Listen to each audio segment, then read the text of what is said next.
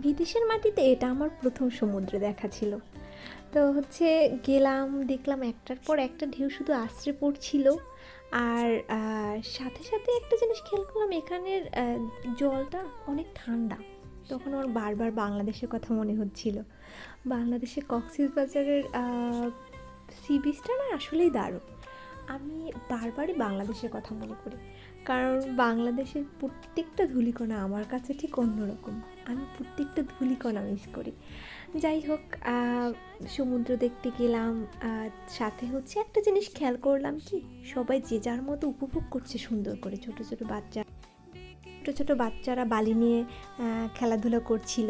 তারপরে হচ্ছে একটা জিনিস খেয়াল করলাম, কেউ তাদের ফোন নিয়ে ব্যস্ত নয়।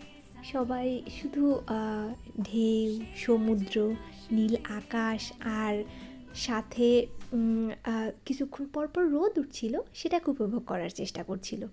আর ছোট ছোট বাচ্চারা দেখলাম, ওরা তো এই দেশে বড়, তো ওদের কাছে ঠান্ডাটা তেমন কিছু মনে হয় না।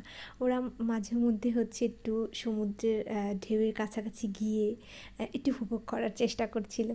যাই হোক, এখানে সবথেকে ভালো লাগার বিষয়টা হচ্ছে একদম ঢেউগুলোকে কাছের থেকে দেখা, এবং একটু পরপর সেই সমুদ্রের গর্জনটা ঠিক অন্যরকম লাগছিল। মনে হচ্ছিল কি, এক একটা ঢেউ যেন এক একটা আনন্দের বার্তা বয়ে নিয়ে আসে। যাই হোক, তারপরে হচ্ছে এখন তারপরে হচ্ছে করলাম কি, যে একটু ওখানে একটা দেখা যাচ্ছে যে একটা পাহাড়ের মতো একটা জায়গা আছে।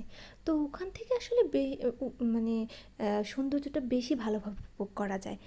তারপরে হচ্ছে আমার কাছে হচ্ছে, আমিও একটু রোদটা বারবার মিস করছিলাম। আমি আসলে একটু রোদ প্রেমী বাঙালি, তো তো এই জন্য আর কি।